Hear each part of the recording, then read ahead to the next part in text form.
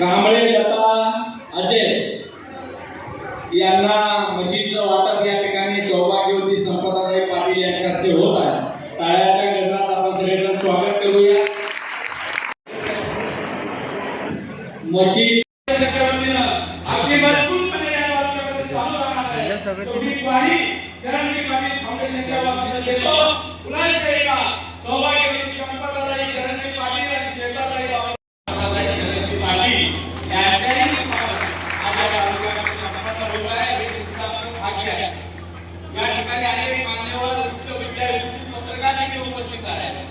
त्यांनाही मी वतीने सांगू इच्छितो की हा जो कार्यक्रम